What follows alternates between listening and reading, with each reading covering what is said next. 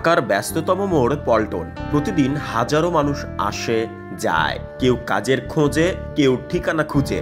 আর এই ভিড়ের মাঝেই একজন মানুষ ৪০ বছর ধরে পথ দেখিয়ে যাচ্ছেন অগণিত মানুষকে। নাম তার জহুরলাল। চেনা মুখ, পল্টনের এই মোড়ে আসলেই দেখা যায় তাকে।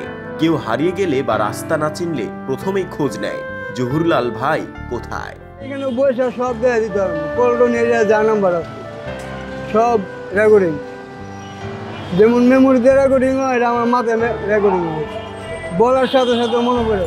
সকাল থেকে সন্ধ্যা পর্যন্ত তিনি থাকেন রাস্তায়। কেউ হাসপাতাল খুঁজে পায় না, কেউ অফিস, সবাই ভরসা রাখে তার দিকে। বয়স আমার 60-এর মতো হবে। কত বছর ধরে এটা করছেন? এটা করতেছি আমার প্রায় 30 বছর হইব।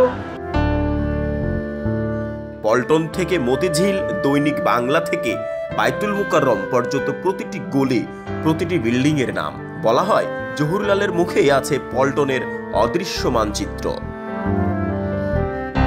প্রতিদিন প্রায় হাজারের বেশি মানুষকে তিনি দিশা দেন। কেউ টাকা দিতে চায়, তিনি নেন না, বলেন মানুষের কাজে লাগলেই আমি খুশি। পল্টনের ভিড়, ধোয়া আর হর্নের শব্দে জহুরলাল যেন এক টুকরো মানবতা, যিনি পথ দেখান শুধু রাস্তাই নয়, মানুষের মনেও আলো জ্বালান।